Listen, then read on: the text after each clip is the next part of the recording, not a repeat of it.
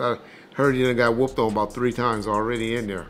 27 years after the death of one of hip-hop's most influential rappers, Tupac Shakur, a Las Vegas area grand jury has indicted a man for his murder. Dwayne Keith Davis, alias KEEFE D, was taken into custody on September 29, 2023 by Las Vegas Metropolitan Police. With his own public statements implicating him, this is how KEEFE D got a reality check after bragging about Tupac's death while behind bars. KEEFE D gets a reality check. After 27 long years, the Tupac murder case seems to have been solved with KEEFE D now behind bars. And rumor has it that it's not all rainbows and sunshine for the former gangster. News started spreading that KEEFE D was being roughed up in jail. The internet detective that everyone loves to hate was quickly on the case. DJ Vlad used his sources to try to authenticate the rumor. However, according to the YouTube star, the rumor was not true. DJ Vlad took to his X account where he offered clarity on the situation. There's a rumor going around that KEEFE D got beat up and stabbed in jail. I looked into it and it doesn't appear to be true. However, one fan on his comment section claimed that KEEFE D had gotten into 2 fights with members of different gangs. Allegedly, he was in 2 fights, one with a Hoover and the other a Crip, according to some YouTuber, the user tweeted. DJ Vlad replied to this comment assuring him that his sources that were close to the situation had assured him that nothing of that nature had occurred. I've now talked to multiple people close to the situation and they all said nothing has happened to him, DJ Vlad replied. However, just 1 month later, Reggie Wright Jr. has dropped a bombshell regarding KEEFE D's situation. Reggie Wright Jr. previously worked at Suge Knight's Death Row Records and his father was previously a gang enforcer at the Los Angeles Sheriff Department's unit Operation Safe Street in Compton. According to him, KEEFE D had been jumped 3 times already in jail. I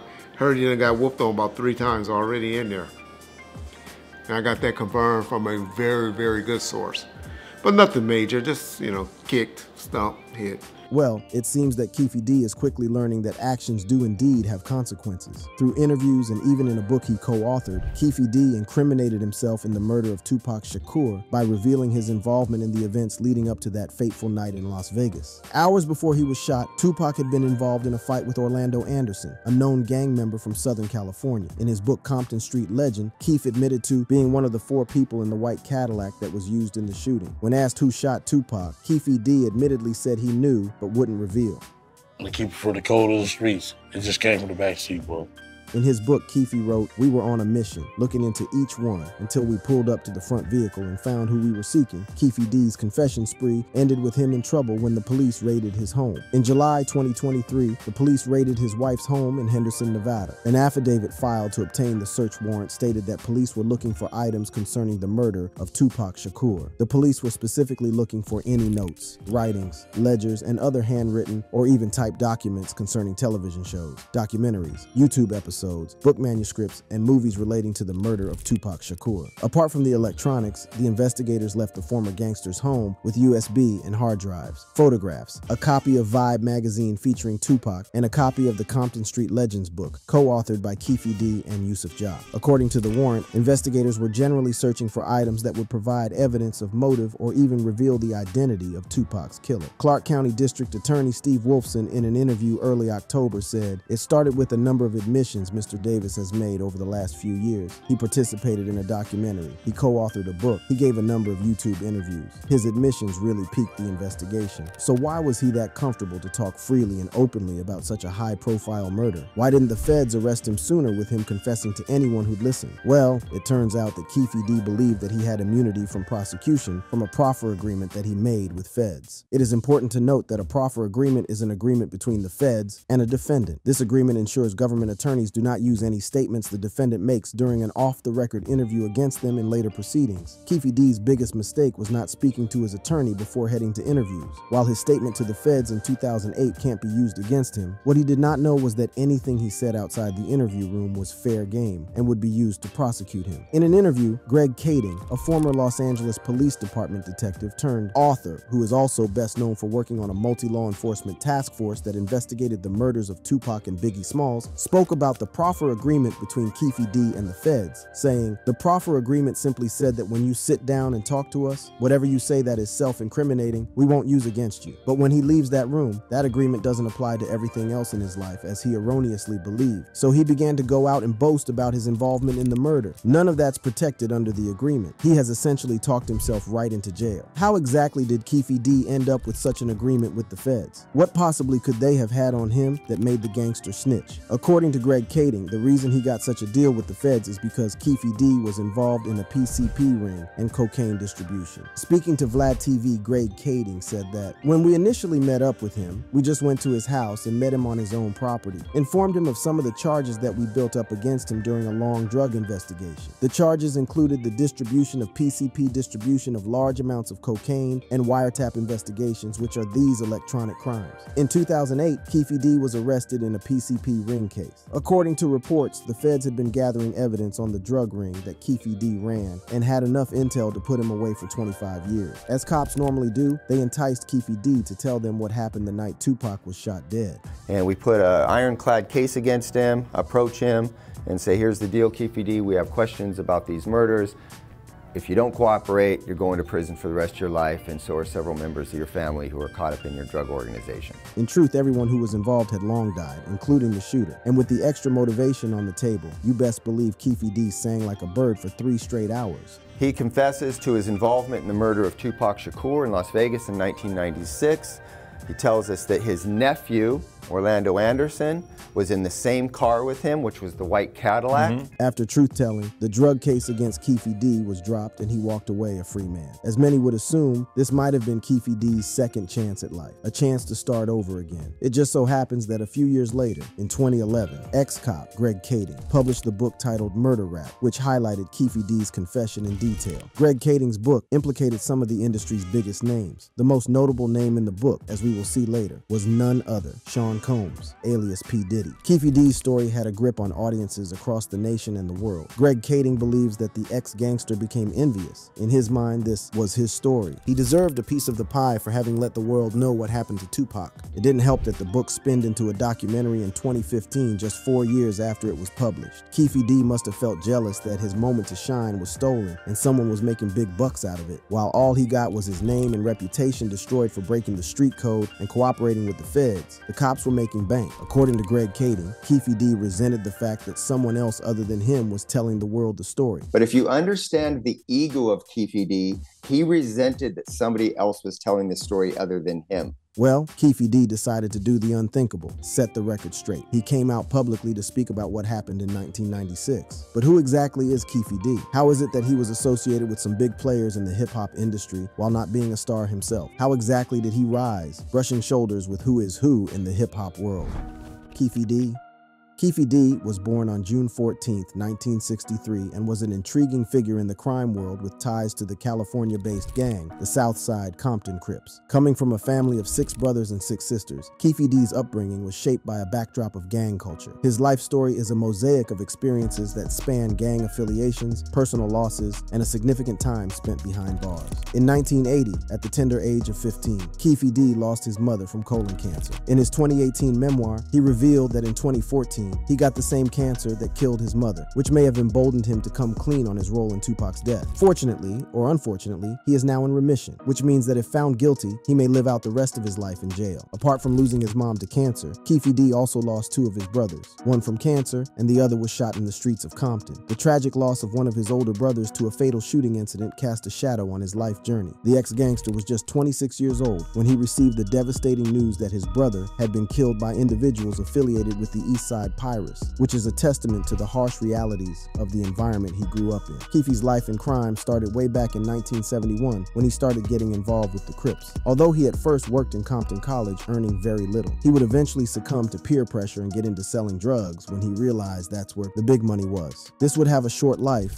and eventually the law caught up with him and he went to prison for dealing from 1985 to 1989. However, according to him, the time in prison didn't rehabilitate him, but instead made him a hardened gangster. After getting out of jail, KEEFE D soon found himself amidst some of the heavyweights in the hip-hop industry, with connections to iconic rapper Eazy-E, and former drug kingpin Harry O was among the co-founders of Death Row Records, the record label that launched the careers of rap legends Snoop Dogg, Dr. Dre, and Tupac Shakur. Harry O too had spent time behind bars since 1988 for attempted murder and kidnapping. In 2021, former President Donald Trump came to his rescue and cut his sentence 7 years short. But Harry O was not the only Death Row co-founder that KEEFE D had ties to. As As he has revealed multiple times, KEEFE D and the infamous Suge Knight grew up together. According to KEEFE D, he first met Death Row Records co-founder at the age of 9. They both played Pop Warner football together. However, this would turn sour when KEEFE D met Sean Love Combs, alias P. Diddy. The origins of their relationship trace back to a moment when KEEFE D lent a lowrider to Usher for one of his music videos, sparking off a friendship. At the time, Diddy had founded Bad Boy Records, which was in competition with Death Row Records. Before the drama between the two labels started, P. Diddy and Suge Knight were actually friends. In an interview, Diddy revealed that the Death Row boss would even pick him up from the airport. Homeboy, me and him were friends. Wow. In a sense. Yeah, he would pick me up from the airport. On November 30th, 1994, while in New York recording music, Tupac was robbed and shot. He alleged that he had been set up by people connected to Diddy's label, which would lead to the escalation of the already brewing feud between the East Coast and West Coast, and by extension had roped in Bad Boy Records and Death Row Records. Fast forward to 1995 at the Source Awards, the Death Row co-founder took to the stage to accept an award. He gave a speech that would ultimately lead to some of the worst events in hip-hop history. Any artist out there want to be an artist and want to stay a star, and don't want to have to worry about the executive producer trying to be all in the video, all on the record, dancing, come to Death Row. That was a direct shot at P. Diddy, who had a habit of appearing in his artist videos and music. Tensions were high that night. However, P. Diddy took to stage, and instead of clapping back at Death Row, he extended an olive branch. Check this out. I'm the executive producer that a comment was made about a little bit earlier. But check this out. Contrary to what other people may feel, I would like to say that I'm very proud of Dr. Dre, of Death Row, and Suge Knight for their accomplishments. It seems Diddy wanted peace, or maybe that is what he wanted them to think. Events that took place over the next 2 years saw the deaths of hip-hop's finest rappers, Tupac and Biggie, as Diddy and KEEFE D found themselves at the center of it all. On September 24th, 1995, Suge slapped Diddy at a party in Atlanta at the Platinum House nightclub. It didn't help that Tupac had just released arguably the most brutal diss track in hip-hop, Hit 'Em Up, after finishing his time in jail. Diddy wanted to get back at Death Row, but he was afraid of Suge Knight. So he turned to the one man who he knew was not afraid of his nemesis, the leader of the Southside Compton Crips. KEEFE D. KEEFE revealed that while at a concert in Anaheim and one time at Greenblatt's Deli, Zip, Combs, and himself discussed the hit on Shakur. He took me downstairs and he's like, "Man, I want to get rid of them dudes, man." I was like, "We'll wipe their out quick, man. It's nothing," KEEFE D revealed to the feds. At first, Diddy only wanted Suge dead. However, as KEEFE D revealed to the feds, after Tupac made the brutal diss track aimed at Bad Boy Records, he was added to the kill list. When Combs asked about Shakur and Knight, would he always say both of them? A detective can be heard asking KEEFE D during the interrogation. He added the boy Shakur on after he made a record, the ex-gangster replied. Before that, it was just Suge, and then after Hit 'Em Up came out, the detective asked, and KEEFE D replied saying, yeah, that pissed Combs off. On September 7, 1996, they found their way to Nevada to watch Mike Tyson fight Bruce Seldon. What they didn't know was that their fierce rivals were also around, including Tupac and Knight. After the fight, KEEFE D and the Crips planned to meet in the cafe at the MGM Grand, but Orlando Anderson, alias Baby Lane, his nephew, didn't show up. Then, some 118 East Coast Crips came and told us that they saw some Death Row jump on my nephew down by the casino, KEEFE D wrote in his book. Surveillance footage shows Death Row affiliates surrounding and beating up Baby Lane. After hearing that his nephew had been jumped, KEEFE D revealed that the beef had become personal and decided to retaliate immediately. After Tupac, Suge, and them Death Row jumped on my nephew Baby Lane, it became ominously personal. KEEFE D and Tupac's murder. So what they got you for, man? Biggest case in Las Vegas history. Oh yeah? Yeah. Like recent? September 7th, 1996. As we delve into the motive behind Tupac Shakur's murder and the events leading up to that tragic night, we are confronted with a web of rivalries, feuds, and a thirst for revenge that ultimately claimed the life of one of the greatest icons in music history. The climax of the rivalry came in the form of the murder of arguably hip-hop's finest to this day, Tupac. And KEEFE D revealed to the world what actually happened the night Tupac died. In his book, KEEFE D, his nephew, and 2 others decided to go to Club 662 for a Death Row after party where Tupac was supposed to perform. According to KEEFE D, they had planned to shoot at their rivals, but after Tupac and Knight failed to show up for an hour and a half, KEEFE D called his crew off. Lucky for them, they never showed up because it would have been like Al Capone's Valentine's Day massacre if they had, he wrote. On their way home, the group stopped to buy alcohol. KEEFE D revealed that he put the Glock that he intended to use in the back of his car. They hopped back in the car and headed to their house. On the way, they saw Tupac with half of his body hanging out of a BMW as he waved to fans who were calling his name. They turned their Cadillac around and followed the BMW, stopping right next to them at a traffic light. The occupants in both cars looked at each other for a split second. Tupac then started to reach for his gun, and according to KEEFE D, that's when the fireworks started. The shooter, seated at the back of the Cadillac, rolled down the window and rapidly fired gunshots at Tupac's BMW. One of my guys from the back seat grabbed the Glock and started busting back, he wrote in his memoir. The rapper was hit 4 times, twice in the chest, once in the arm, once in the thigh. One of the bullets went into Shakur's right lung. Knight was hit in the head by fragmentation. They then sped off into the night. The group then ditched their vehicle and then popped bottles and partied like it was any other night. In an interview on Vlad TV, KEEFE D revealed that when Diddy got wind of the shooting, he called him and asked whether they had carried out the hit. When KEEFE D confirmed it was them, Diddy hung up, and that was the last time the two ever talked. At the hospital, Tupac was placed on life support machines and was ultimately put under a medically induced coma after repeatedly trying to get out of bed. While in the critical care unit on the afternoon of Friday, September 13, 1996, Shakur died of respiratory failure that led to cardiac arrest after the removal of his right lung. Everyone who was at the crime scene refused to cooperate with the cops, meaning they had little to no leads. KEEFE D's arrest has sparked conversations as celebrities continue to chime into the story. One of the most notable voices is that of the man who was with Tupac the day he was shot, Suge Knight. Given that he saw the occupants in the white Cadillac, yet he refused to cooperate with the cops, many people were skeptical and even thought that he may have had a hand in Tupac's death. Well, with all this information, what was Suge Knight's reaction to KEEFE D's arrest? He spoke to TMZ from a California prison where he's serving a 28-year sentence for voluntary manslaughter. I'm surprised for one because I never thought KEEFE D would get arrested. Whatever the circumstances, if he had an involvement in anything, if he didn't have any involvement in anything, I wouldn't wish somebody going to prison on my worst enemy, he said. He was then asked whether he would testify against him. Keep in mind that KEEFE D revealed in his memoir that when the white Cadillac pulled up next to the BMW at the traffic light, he and his childhood friend locked eyes just before the shots were fired. As many people expected, the Death Row Records co-founder revealed that he would not be testifying against KEEFE D. 1000%. I wouldn't go. I wouldn't testify. None of that.